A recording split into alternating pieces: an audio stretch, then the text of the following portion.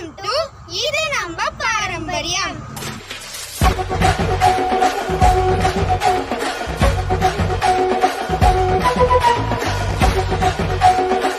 வணக்கம் நண்பர்களே, இது நம்ம பாரம்பரியம் சேனலுக்கு உங்களை அன்போடு வரவேற்கிறேன். இன்றைக்கி இந்த வீடியோவில் என்ன பார்க்க போகிறோன்னா, நான்வெஜ் விருந்து தாங்க பார்க்க போகிறோம். எங்கள் வீட்டுக்கு கெஸ்ட் வந்திருந்தாங்க. கெஸ்ட்டுனா யாருன்னு பார்க்குறீங்களா? எங்கள் சித்தி, சித்தப்பா, அப்பா, பாட்டி எல்லோரும் வந்திருந்தாங்க. ஸோ அவங்களுக்கெல்லாம் சேர்த்து செஞ்ச விருந்து தான் இது. இந்த வீடியோவில் நம்ம மணக்க ஒரு மீன் குழம்பு, மீன் வறுவல், இறால் வறுவல், அதுக்கப்புறம் பெப்பர் சிக்கன், மணக்க ஒரு ரசம், முட்டை ஆம்லேட், அதுக்கப்புறம் மோர், அதுக்கப்புறம் பாதாம் கீர் இதெல்லாம் செஞ்சுருந்தேன். வாங்க இப்போ நம்ம ஃபஸ்ட்டு மீன் குழம்பு செஞ்சிடலாம். மண்சட்டி கடாயில் எண்ணெய் சேர்த்துக்கலாம். 10 பல் பூண்டை அதில் சேர்த்துக்கலாம். பூண்டு நல்லா செவந்து வந்த பிறகு 1 ஸ்பூன் கடுகுளுத்தம்பருப்பு, 1/4 ஸ்பூன் கடலைப்பருப்பு, 1 ஸ்பூன் சீரகம், 1/4 ஸ்பூன் வெந்தயம் இதெல்லாம் சேர்த்துட்டு நல்லா பொரிஞ்சு வந்துடட்டும். பொரிஞ்ச பிறகு 5 பெரிய சைஸ் வெங்காயத்தை கட் பண்ணி வச்சுருந்தேன், அதை நம்ம சேர்த்துக்கலாம். ஒரு கையளவுக்கு கருவேப்பிலையும் சேர்த்துக்கலாம். 5 பச்சை மிளகாவையும் சேர்த்துக்கலாம். 3 தக்காளியை கட் பண்ணி அதில் சேர்த்துக்கலாம். எல்லாமே நல்லா வதங்கிறதுக்காக 1 ஸ்பூன் மஞ்சள் தூளியும் அதில் சேர்த்துக்கலாம். சேர்த்துட்டு நல்லா மிக்ஸ் பண்ணி விட்டுடலாம். இந்த மாதிரி நல்லா குழஞ்சி வதங்கி வரணுங்க. வந்த பிறகு ஏற்கனவே நான் ஒரு பெரிய எலுமிச்சை சைஸ் அளவுக்கு புளியை தண்ணியில் ஊற வச்சுருந்தேன். ஊறின புளியை நல்லா வடிகட்டி இந்த மாதிரி புளி கரைச்சலை நம்ம சேர்த்துக்கலாம். தேவையான அளவு குழம்புக்கு ஏற்ற மாதிரி அதே புளி கரைச்சலை தண்ணியும் ஆட் பண்ணி நம்ம வடிகட்டிக்கலாம். குழம்பு மிளகாய்த்தூள் காரத்துக்கு ஏற்ற மாதிரி சேர்த்துக்கோங்க. நான் இன்றைக்கி ஒரு 4 டேபிள் ஸ்பூன் குழம்பு மிளகாய்த்தூள் சேர்த்துருந்தேன். 1 ஸ்பூன் சிகப்பு மிளகாய்த்தூள் சேர்த்துக்கலாம். தேவைக்கேற்ப சால்ட் கொஞ்சமாக சேர்த்துக்கோங்க. வேணும்னா அதுக்கப்புறம் நம்ம சேர்த்துக்கலாம். எல்லாத்தையும் சேர்த்து நல்லா மிக்ஸ் பண்ணி விட்டுடலாம். ஃபைனலாக கொத்தமல்லியை தூவிடலாம். மீன் குழம்பு எப்போவுமே கொஞ்சம் காரமாக இருந்தால் தான் நல்லாயிருக்கும். அதுக்கேற்ற மாதிரி நீங்கள் பார்த்துக்கோங்க. இது ஃபிஷ் ஃப்ரை பண்ணுறதுக்காக நான் மசாலா ரெடி பண்ணேன். அந்த மசாலா கொஞ்சம் மீந்ததுனால குழம்பு மீன்லாம் அதில் சேர்த்து அந்த மசாலாவில் கோட் பண்ணி வச்சுருக்கேன். அந்த ஃபிஷ் ஃப்ரை மசாலா இதுக்கப்புறம் வர கொஞ்சம் நேரம் பொறுத்து நான் ஃபிஷ் ஃப்ரையில் காட்டுறேன் அது என்ன மசாலான்னு சொல்லிட்டு. ஸோ மசாலாவில் கோட் பண்ணிவிட்டு அந்த மீன் துண்டுகளை குழம்பு கொதித்த உடனே, கொதிக்கிறதுக்கு ஸ்டார்ட் ஆகின உடனே நம்ம எல்லா மீன் துண்டுகளையும் தனித்தனியாக போட்டுடலாம். எல்லாத்தையும் ஒன்றா போடாமல் தனித்தனியாக சேர்த்து போட்டுடலாம். இது என்ன மீன் கேட்குறீங்களா? சீலா மீன் தாங்க. சீலா மீன் வாங்கி இன்றைக்கி நான் மீன் குழம்பு வச்சுருந்தேன். ரொம்பவே சூப்பராக இருந்தது. இந்த மாதிரி போட்டுட்டு நல்லா திக்காக கொதித்து வந்த பிறகு நம்ம ஸ்டவ் ஆஃப் பண்ணிடலாம். நம்மளோட சீலா மீன் குழம்பு சூப்பராக ரெடி ஆகிடுச்சு. எல்லோரும் ட்ரை பண்ணிவிட்டு எப்படி இருக்குன்னு சொல்லுங்கள். இப்போ வாங்க நம்ம அடுத்த டிஷ்ஷுக்கு போயிடலாம். அடுத்த டிஷ் பெப்பர் சிக்கன் தான். பெப்பர் சிக்கனுக்கு சிக்கனை நல்லா வாஷ் பண்ணிவிட்டு மஞ்சத்தூள் போட்டு வேக வச்சு எடுத்து வச்சுட்டேன். வேறு கடாயில் எண்ணெய் சேர்த்துக்கலாம். 1 ஸ்பூன் சோம்பு சேர்த்துக்கலாம். ஒரு 2 ஏலக்காய் சேர்த்துக்கலாம். பொடியாக கட் பண்ணி வச்ச 5 பெரிய சைஸ் வெங்காயத்தை சேர்த்துக்கலாம். கொஞ்சமாக கருவேப்பிலையும் நம்ம சேர்த்துக்கலாம். 2 தக்காளியை கட் பண்ணி அதில் சேர்த்துக்கலாம். வெங்காயம் நிறைய இருந்தால் தாங்க நல்லாயிருக்கும். 2 டேபிள் ஸ்பூன் இஞ்சி பூண்டு விழுதியும் சேர்த்துக்கலாம். ஸோ எல்லாத்தையும் சேர்த்து நல்லா மிக்ஸ் பண்ணி விட்டுடலாம். பச்சை வாசனை நல்லா போகணும். பச்சை வாசனை போகி நல்லா வதங்கி வரணும். அதுக்கப்புறமே நம்ம மற்ற பொருளெல்லாம் சேர்க்கலாம். இப்போ வேக வச்ச சிக்கனை நம்ம அதில் சேர்த்துக்கலாம். உருளைக்கிழங்கும் வேக வச்சுருந்தேன், அதையும் அதில் சேர்த்துக்கலாம். கொத்தமல்லியை சேர்த்துக்கலாம்.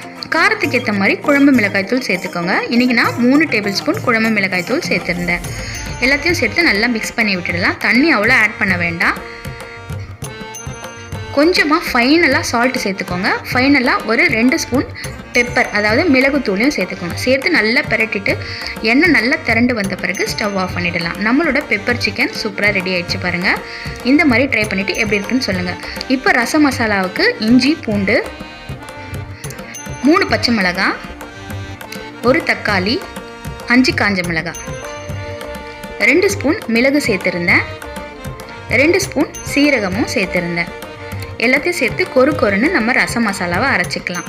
ரசம் தாளிக்கிறதுக்கு மண்சட்டி கடாயில் எண்ணெய் சேர்த்துட்டு 1 ஸ்பூன் கடுகுளுத்தம்பருப்பு, 1/4 ஸ்பூன் சீரகம் சேர்த்துக்கலாம். கொஞ்சமாக கருவேப்பிலையும் சேர்த்துக்கலாம். எல்லாம் பொரிஞ்சு வந்த பிறகு கொஞ்சமாக கருவேப்பிலை காம்பியும் சேர்த்துட்டு அரைச்சி வச்சுருந்த ரசம் மசாலாவை அதில் சேர்த்து பச்சை வாசனை போகிற அளவுக்கு நல்லா வதக்கி விட்டுடலாம். ஒரு எலுமிச்சை சைஸ் அளவுக்கு புளியை ஊற வச்சுருந்தேங்க. அந்த புளி கரைச்சலை எடுத்து நம்ம ரசத்துக்கு சேர்த்துக்கலாம். ரசப்பொடி 1 ஸ்பூன், மஞ்சள் தூள் 1 ஸ்பூன், தேவைக்கேற்ப உப்பு சேர்த்துக்கலாம். எல்லாத்தையும் சேர்த்து நல்லா மிக்ஸ் பண்ணி விட்டுடலாம். ஃபைனலாக கொத்தமல்லியை சேர்த்துடலாம். ரசம் வந்து கொதிக்கிறதுக்கு முன்னாடியே நம்ம ஸ்டவ் ஆஃப் பண்ணிடலாம். ஸோ இப்போ மீன் வறுவலுக்கு நம்ம மசாலா ரெடி பண்ணிடலாம். குழம்பு மிளகாய்த்தூள் தேவைக்கேற்ப 1 ஸ்பூன் மிளகுத்தூள், 1 ஸ்பூன் மஞ்சள் தூள், 1 ஸ்பூன் சிகப்பு மிளகாய்த்தூள், 1 ஸ்பூன் தனியாத்தூள், 1 ஸ்பூன் இஞ்சி பூண்டு விழுது, தேவைக்கேற்ப சால்ட் கொஞ்சம் தூக்கலாகவே சேர்த்துக்கலாம். 1 ஸ்பூன் எண்ணெய் சேர்த்துக்கலாம். கொஞ்சமாக தண்ணி தெளித்து நம்ம பேஸ்ட் பதத்துக்கு மசாலாவை நல்லா பிசைஞ்சு வச்சுடலாம்.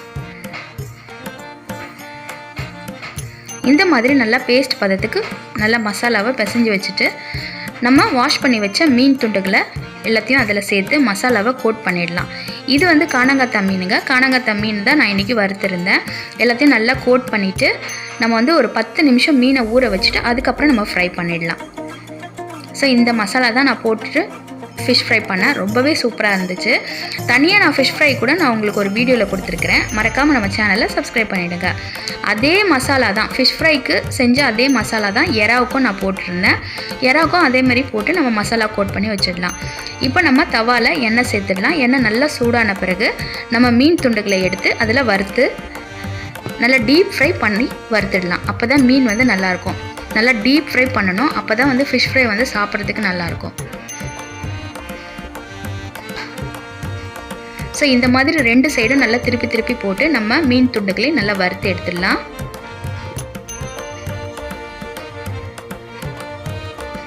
எந்த சைடுமே வந்து மசாலா வந்து பச்சையாக தெரியாமல் எல்லா சைடும் நல்லா வெந்திருக்கணும். அந்த மாதிரி நீங்கள் ஃபிஷ் ஃப்ரையை பண்ணி எடுத்துடலாம். ஸோ டீப் ஃப்ரை பண்ணிவிட்டு நம்ம ஃபிஷ்ஷை எடுத்துடலாம். எறாவும் அதே மாதிரி நம்ம கொஞ்சம் எண்ணெய் சேர்த்துட்டு எறாவும் அதே மாதிரி நம்ம வறுத்து எடுத்துடலாம். எறா வந்து கொஞ்சம் குவான்டிட்டி தான் வாங்கியிருந்தேன். அதனால் உங்களுக்கு வந்து நிறைய காமிக்க முடியல. வாங்கும் போது நிறைய இருந்துச்சு, பட் க்ளீன் பண்ண உடனே ரொம்ப கம்மியாயிடுச்சு. ஸோ எறா வந்து இன்னொரு வீடியோவில் நிறைய எறா வாங்கிட்டு நான் உங்களுக்கு அதுக்குன்னே ஒரு தனி ரெசிபி வீடியோ நான் போடுறேன். ஸோ இன்றைக்கி எறா இவ்வளோ தான் செஞ்சுருந்தேன். ஸோ அடுத்தது வந்து முட்டை ஆம்லேட். முட்டை ஆம்லேட் வந்து நம்ம சேனலில் நிறைய முட்டை ஆம்லேட் விதவிதமாக கொடுத்துருக்குறேன். இன்னும் நிறைய மசாலா முட்டை ஆம்லேட்டு, சாதாரண முட்டை ஆம்லேட் இதெல்லாம் பார்க்கணுன்னா மறக்காமல் நம்ம சேனலை சப்ஸ்கிரைப் பண்ணிவிட்டு பழைய வீடியோஸில் ஷார்ட்ஸில் கொடுத்துருக்குறேன், மறக்காமல் பாருங்கள். ஸோ இன்றைக்கி ஒரு முட்டை ஆம்லேட்டும் போட்டாச்சு.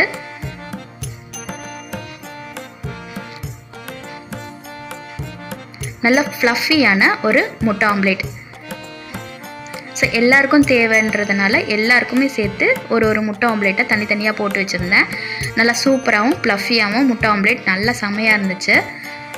எல்லோரும் ட்ரை பண்ணுங்கள். ஸோ இன்றைக்கி எல்லாமே நம்ம மணக்க மீன் குழம்பு, பெப்பர் சிக்கன், மணக்க ரசம், அதுக்கப்புறம் ஃபிஷ் ஃப்ரை பண்ணியிருந்தேன், எறா ஃப்ரை பண்ணியிருந்தேன், அது கூட சேர்த்து மசாலா மோரும் செஞ்சுருந்தேன், அப்புறம் பாதாம் பாலும் செஞ்சுருந்தேன்.